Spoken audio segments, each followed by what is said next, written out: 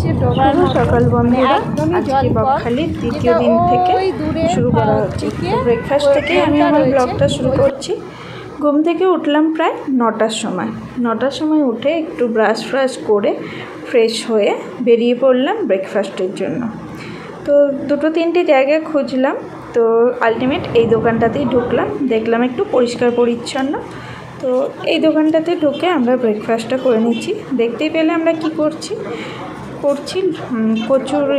মুখে বলছে কচুরি ঠিক, কিন্তু কচুরি অ্যাকচুয়ালি নয়, একটা লুচি তরকারি আলুর দম, সঙ্গে ছিল ঘুগনিও। তো ব্রেকফাস্ট করে আমরা সি বিচের দিকেই এগোচ্ছিলাম। এগোতে দেখলাম এক মিষ্টির দোকানে পেটাই পরোটা বিক্রি হচ্ছে আর সঙ্গে জিলেপি।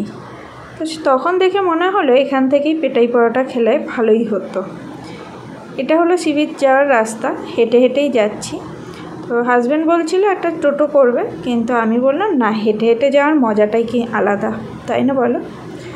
তো এখানে সি বিচে বসে খাবো বলে একটু গরম গরম লাল লাল কড়া জিলেপি দেখতে পেয়ে লোভ সামলাতে পারলাম না, তাই নিয়ে নিলাম থলে ধরে জিলেপি। সি বিচে বসে বসে খাবো এবং টাইম পাসটাও করবো। তা জিলিপি নিয়ে একটু এগোতেই দেখলাম এক কাকিমা ডাব বিক্রি করছে। ভেবেছিলাম ডাবগুলো সস্তা ঠিক নয়, আমি ভাবলাম মনে হয় সি বিচের ধারে হয়তো সস্তা। ছেলে বায়না করলো, বলল ডাব খাবো, তাই দুই ছেলেরই বায়না, ওরা ডাব খেতে খুবই ভালোবাসে। তাই একটু শাঁসওয়ালা, যেহেতু আমি শাঁস খেতে ভালোবাসি, তাই একটু শাঁসওয়ালা ডাব নিয়ে নিলাম।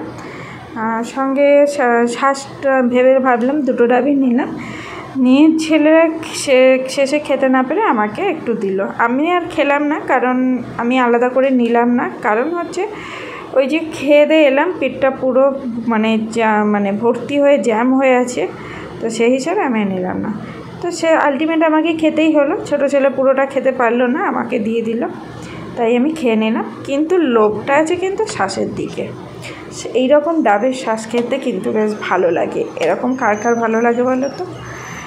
তো এইবার এগোতেই ছেলেদের চোখে পড়লো গগস।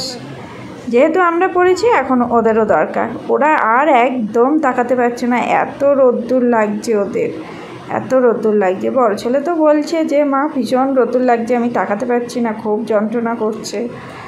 তার মানে কি ওকে এই মুহূর্তেই যেহেতু রাস্তায় দেখতে পেয়েছে, সেহেতু ও নেবে। তাই দেখে বললাম যে তাহলে দেখ কোনটা পছন্দ হয়, দুজনের দুটো নিয়ে নে।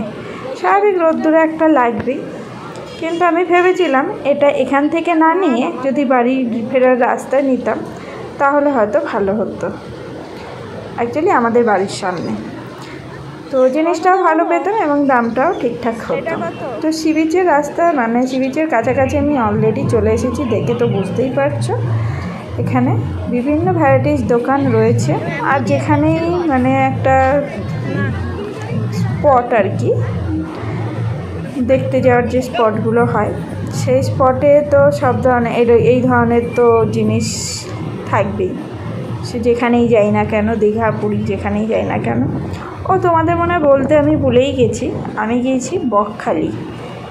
ইচ্ছা কিন্তু ছিল মৌসুমী আইল্যান্ডে যাওয়া। আর দেখো বকখালির সমুদ্র কি মনে হচ্ছে একটু? একদমই কিন্তু সমুদ্র মনে হচ্ছে না। তো এখানে এসে আমার বিশ্বাস করো, আমার মন চোখ কোনোটাই ভরেনি, একদম ভালো লাগছে না। যেটা সমুদ্র পুরো কিন্তু গঙ্গা লাগছে। দেখো আমি জুম করে দেখাচ্ছি তোমাদের, না আছে ঢেউ, না আছে কিছু। হ্যাঁ, যেটা জুম করে দেখালাম, দূরে 1 কিলোমিটার দূরে দেখতে পাচ্ছ এখনও যে দূরে ছোটো ছোটো লোকে দেখা যাচ্ছে, ওখানটা করে ঢেউ আছে। এই জলটা পেরিয়ে গিয়ে মাঝখানটায় চড়া, তারপরে ঢেউ। তো সেখানেও গিয়েছিলাম দেখতে, কিন্তু ফোনটা নিয়ে যেতে খুব ভয় পেয়ে রেখে গেছি।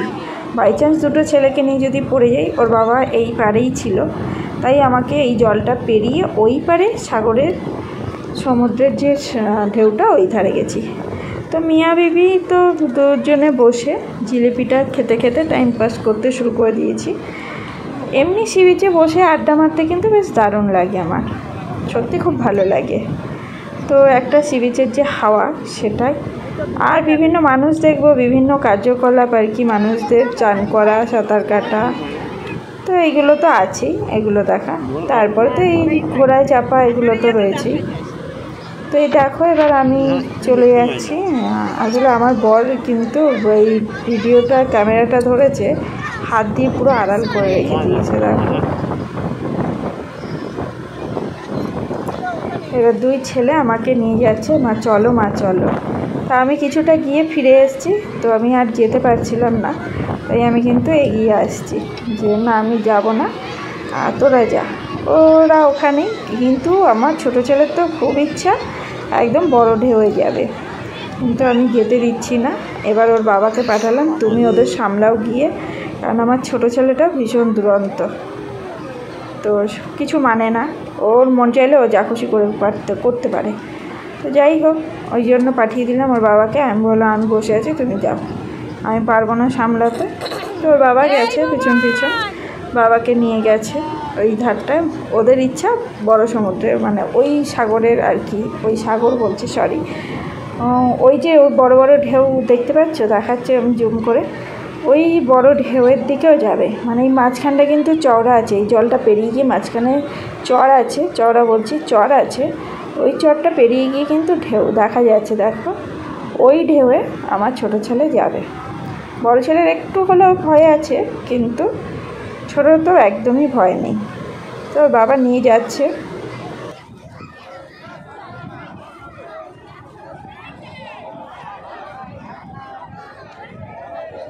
হ্যালো গাইস, তোমরা এখনও বুঝতে পারোনি যে এখন আমরা কোথায় আছি, তাই তো? সমুদ্র দেখতে পেয়েছো, কিন্তু বাট কোথায় আছি সেটা এখনও বোঝা যায়নি। এখন আমরা আছি বকখালিতে। তো বকখালিতে বেড়াতে এসেছি, যেহেতু ছেলেদের এক্সাম হয়ে গেছে আর সময়টাও অনেকটা, মানে 4টে দিন, ওদের যেহেতু 14 তারিখে স্কুল খুলবে, আর কিন্তু সময়টা কম, হাজব্যান্ডের সময়টা কম আছে ছুটি, এই হোলি কটা দিন। এবার কী করবো, ওই জন্য চলে এলাম বকখালিতে কিছুটা টাইম স্পেন্ড করার জন্য। আর এরপর যেহেতু 14 তারিখে ছেলেদের স্কুল খুলে যাবে, তো তখন লাগাতার একটা রুটিন লেগেই থাকবে। সে কারণে এই কটা টাইম, মানে এই কটা টাইমের জন্য আমরা বকখালি এসেছি বেড়াতে। তো যতটুকু পারবো তোমাদের সঙ্গে শেয়ার করার চেষ্টা করব।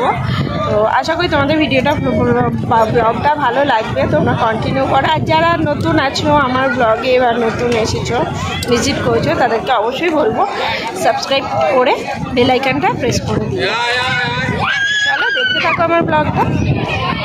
তোমরা যারা বকখালি আসোনি, তো তাদেরকে বলবো যে আসো, কিন্তু যারা পুরী, আমি তাদের ক্ষেত্রেই বলবো, যারা পুরী দেখে ফেলেছো একবার, তাদের কিন্তু বকখালি আসলে একদমই ভালো লাগবে না। আর যারা একদমই এখনও পর্যন্ত সমুদ্র দেখোনি, তাদের ক্ষেত্রে বলবো ঠিক আছে, বকখালি, দীঘা এগুলো ঠিক আছে, ভালো লাগবে, মন্দারমণি এগুলো ভালো লাগবে।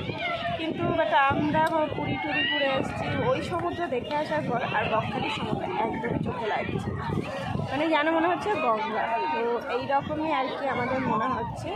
তো চলো দেখতে থাকো তোমরা ব্লগটা। আর ছেলে বাবা ওই দূরে গেছে, তোমাদেরকে জুম করে দেখালাম যেটা আগের ক্লিপটায়, তো ওইখানটায় ওরা গেছে, ছেলেরা বায়না করলো, তার বাবা নিয়ে গেছে সঙ্গে করে। চলো দেখতে থাকো। এই দেখো আমি জলের সামনে এসেছি, এই মানে এটা ডোবাই বলবো। এইখানে হচ্ছে ডোবার মতন, মানে একদমই জল কম, যেটা ওই দূরের দিকে ঢেউটা রয়েছে, কিন্তু ওইখানে গিয়েছিলাম ভয়ে আর মোবাইলটা নিয়ে যাইনি। মানে ডোবা দেখে মনে হচ্ছে গঙ্গা। এই যে পায়ের মধ্যে দেখতেই পাচ্ছ, পায়ের পাটা দেখাও পর্যন্ত যাচ্ছে, ওইখানে ঢেউটা।